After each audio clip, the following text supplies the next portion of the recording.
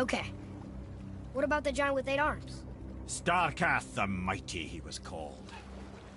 If the Giants ever had anything so organized as an army, Starkath would have been their general. An opinion, in retrospect, I should have kept to myself. But no, as Odin's advisor, I kept him advised. And having bent his will towards Starkath's doom, there was no dissuading him. But even Thor wasn't stupid enough to take on Starkath on his own. No. Instead, the Aesir set forth slanders upon Starkath's name, branding him throughout the realms as a monster to be feared. They said he abducted an elf queen who killed herself rather than be ravished by the giant. Lies, of course, but you're too young for her story. In the end, even the Vanir gods and the armies of Midgard were roused to the cause.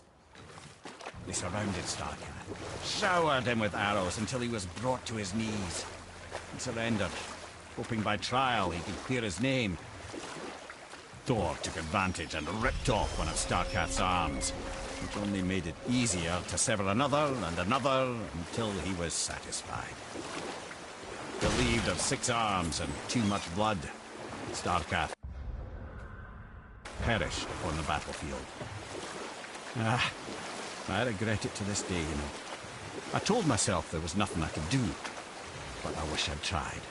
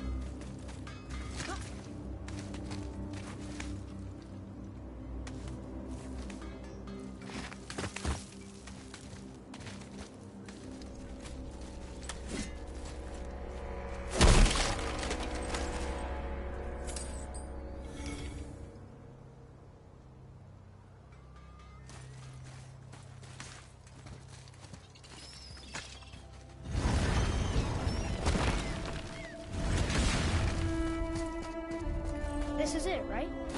The Rockstall? Aye, lad. The Council of Valkyries. The Valkyries are of Valhalla, are they not? Glad to see you're paying attention, brother. You are correct. Valhalla, the great hall of the Einherjar, is their home within Asgard. But while there, they are subject to the scrutiny of the All-Father himself. And relations between the Valkyries and Odin were tense during my tenure as his advisor. Why? Well, that's an even longer story, lad. For now, why don't we look around for some clues?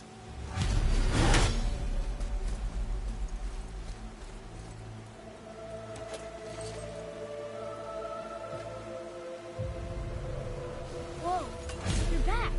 Lemire, who is she? Gunnar, Mistress of War. After any conflict, big or small, she would be first on the scene, sussing out the worthy spirits for a free trip to Valhalla. A gruesome task, but she took great pride in it. Any conflict. Impossible. It's true. She had help from her sisters, of course, but Gunnar was always first to arrive. Her judgment of the fallen was unparalleled, and an invaluable resource to Odin. She was one of his favourites.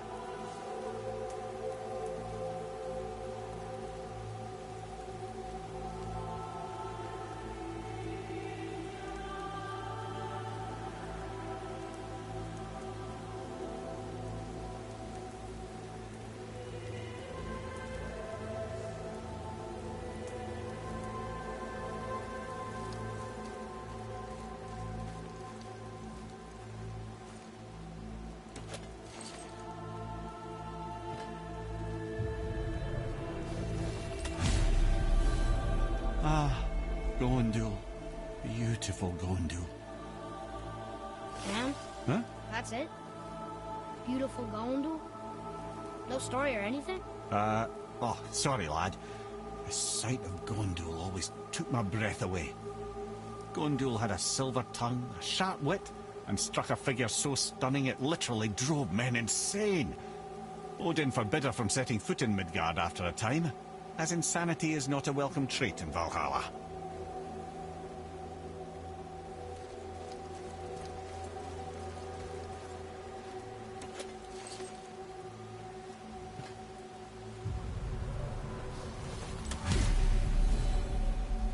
This is none other than Geirdriful, the Master of Arms in Valhalla, responsible for arming and training Odin's Einherjar.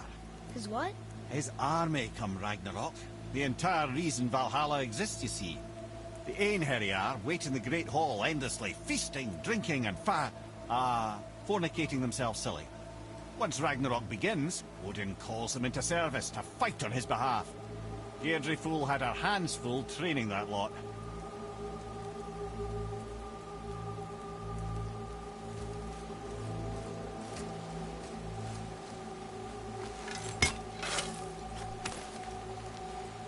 Well, that solves that doesn't it?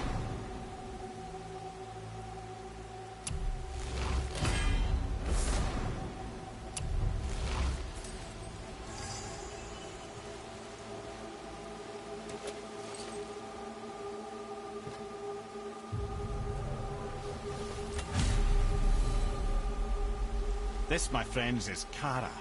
Now, Valkyries are volatile by nature, but Kara, the lass is wild storm personified. A wild storm. Aye, calm and collected. Then the air would shift and the fury of her storm would unleash. It was beautiful in a way, assuming you could find proper shelter. Her tears would cleanse the blood-soaked battlefields.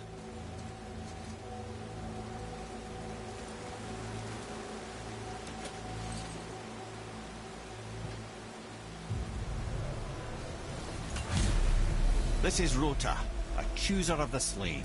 I thought all the Valkyrie did that. Not exactly, lad. Although that is what they're most famous for, and by far their greatest responsibility. You've seen what happens to the dead without the judgment of the Valkyries. Hellwalkers. That's right. Rota, Gunnar, Skuld. Without them to clean up the aftermath of battle, hell overflows with souls meant for Valhalla. A sorry state of affairs. Rota must be beside herself.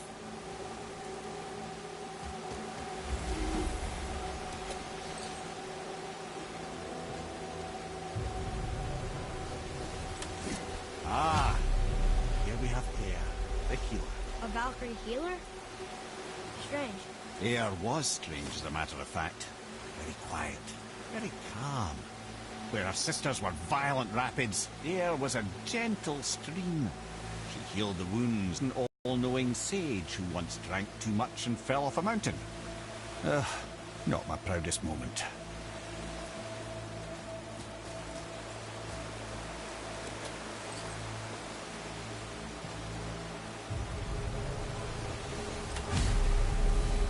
Well, Hilda, Mistress of Battle. She and Odin got on quite well, actually. Her and the other Valkyries, not so much. She would spend most of her time here in Midgard observing discord between the living, and sewing some up herself from time to time. She lived for conflict. Some say she was conflict personified.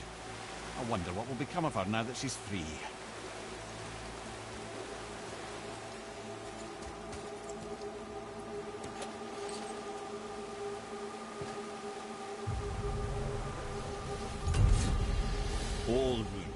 once the daughter of a powerful chieftain. She fell defending him during a Reaver attack. Orun was escorted to Valhalla, where she chose to devote her afterlife to the pursuit of knowledge above all else. Quite unusual behavior amongst the constant drinking and feasting of her fellow Valhallian denizens. How'd she end up a Valkyrie? Odin. He saw a kindred spirit in Orun's single-minded pursuit of knowledge. He appointed her as the Valkyrie's resident historian.